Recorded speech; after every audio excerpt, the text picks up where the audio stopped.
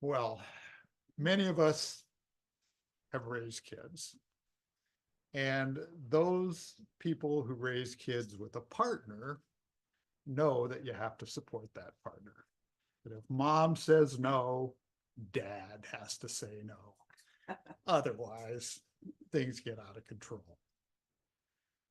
Well, this story takes place about 35 years ago, and we were living in North Dakota. And one thing North Dakota does really, really well is cold. But when you live somewhere, you got to embrace it, right? So we did all these outdoor things. We did cross-country skiing. But one thing we hadn't done a lot of was ice skating. And ice skating, well, what's the most popular sport in the Winter Olympics? Well, it's women's ice skating, these beautiful young women gliding gracefully over the ice, doing their athletic jumps and flips. And what romantic comedy doesn't have Tom Hanks and Meg Ryan or their equivalents falling in love at the ice skating rink in Central Park? And I don't know how many of you have ever gone to a hockey game, but the speed and the intensity of hockey puts every game that's played on grass to shame. So I wanted my kids to learn how to skate. But my wife, Rebecca, she thought maybe they were still a little young and they might get hurt. Well, one Sunday afternoon, it was in December because Rebecca was going Christmas shopping at the mall. And the kids and I decided we're going to go ice skating. And there was a rink near our house. And there was like a dozen rinks in town because all you need for ice is water and cold. So in Minot, North Dakota, the Minot Park District, about mid-November, would open up the fire hydrants, flood these low-lying areas in the park, and the next day you had a skating rink. Nice. So we drive over to the school, nearby school, which had two skating rinks. It had a figure skating rink and a hockey rink. And I get the kids out of the car. Kids are 6 and 4. I put on their snowsuits, their hats, their mittens, tie on their little skates, and we go over this little snowbank and we go down to the skating rink. And it's a beautiful Sunday afternoon. It's cold, but the sun is shining. It's not windy. There's lots of people out skating. We get down the ice, and Molly, who's 6, she must have skated before because she took right off and she's going around the rink. But Will, who was only 4, he was struggling. He'd take like 2 steps and then he'd sprawl out.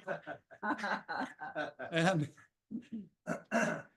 boy, Will, of course, was a boy, so we had to have hockey skates. And hockey skates have longer blades and they sit up higher on the ice. They're a lot harder to skate in. But I worked with Will, and we got so we could go maybe 4 or 5 steps and maybe get a little glide in. And then we just kept working all afternoon, and kind of after a while, we made it all the way around the rink, and he only fell down about 4 times.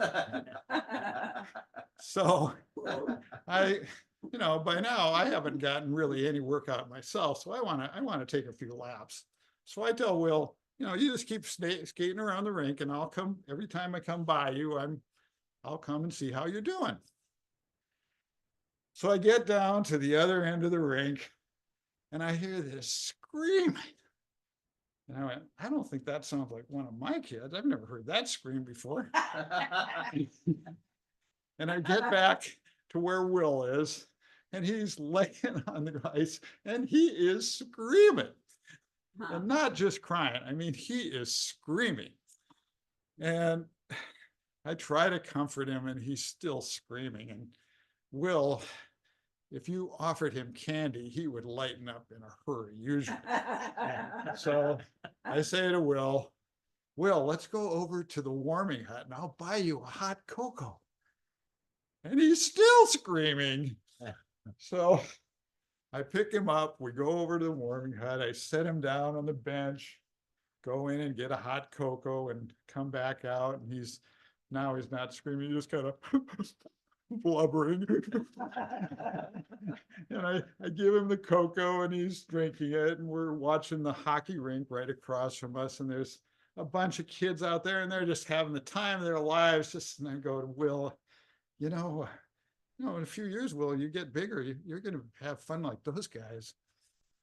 But then I noticed that he's kind of holding his hand like this. Uh-oh. And with my vast store of medical knowledge, I realized maybe I better ice that.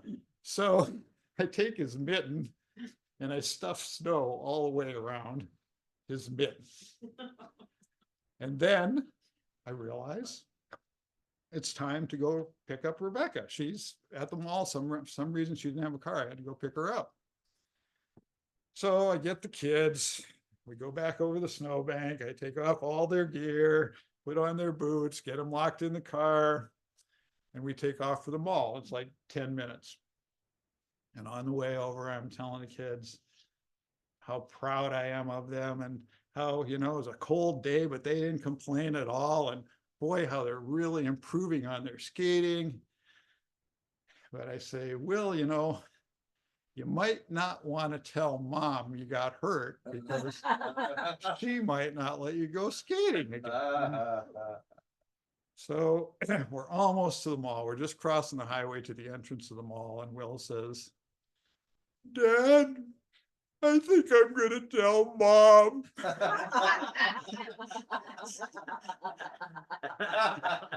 And he did. And he had a broken wrist. And none of my kids became Olympic skaters or hockey players.